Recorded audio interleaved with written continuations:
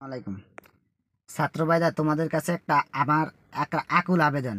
আমি একবারে তোমাদের কাছে বিনীত করজোড়ে অনুরোধ করছি, তোমরা ওই শাহাবুদ্দিন চুপ্পুর কাছে যাবা না। এই চুপ্পু, যে চুপ্পু সারাদিন হাসিনার পায়ে ফেলে বসে থাকতো, ওই চুপ্পুর কাছে তুমি যাবে না। চুপ্পু তোমাদের কাছে আসবে। তোমরা কেন বুঝতেছো না? তোমরা একটা বিপ্লব করছো, তোমরা একটা বিপ্লবী সরকার গঠন করবে। তোমরা কেন এই চুপ্পুর পিছে ঘুরবে? সেনাপ্রধানের লগে লগে তোমরা ইয়া করবা। এরা তোমাদের কাছে আসবে, তোমরা অভিমান করে ওদিক লুকায় থাকবে, এদের সাথে দেখা করবে না। তোমরা কেন বারবার এদের সাথে দেখা করতে যাও? বিজয় আনছি আমরা। এই যে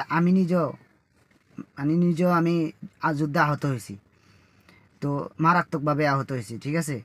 যাই হোক, আমার আপত্তি না, আমার জীবনগুলো আপত্তি ছিল না, কারণ আমরা একজন ফেরাউনকে দেশ থেকে তাড়াইতে পারছি। কিন্তু তাড়ানোর পরে যে তোমরা যা করতেছো, এই হাসিনার লেসপেন্সার যারা যারা আছে, এদেরকে তোমরা যত দ্রুত সম্ভব এদেরকে ঝাঁটায়া বিদায় করো। এই চুপ্পু তো এতক্ষণে জেলখানা থাকার কথা, চুপ বাইরে কি করে? তোমরা এটা বুঝতেছো না কি লেগে? তোমরা তার সাথে কিসে দেখা করতে যাও? আমি জানি তোমাদের মেধা বুদ্ধি আরো ভালো আমাদের থেকে, কিন্তু এই বিদেশের বিষয়টা ভালো লাগতেছে না। তোমরা তার রাষ্ট্রপতি ভবনে, বঙ্গভবনে কেন যাবা? কেন? তোমাদের দরকার কি ওখানে? ও আসবে তোমাদের কাছে, তোমরা বঙ্গভবনে যাবে লাঠি নিয়া, ওরা মারার লাগিয়া। তোমরা কেন ইয়া করো?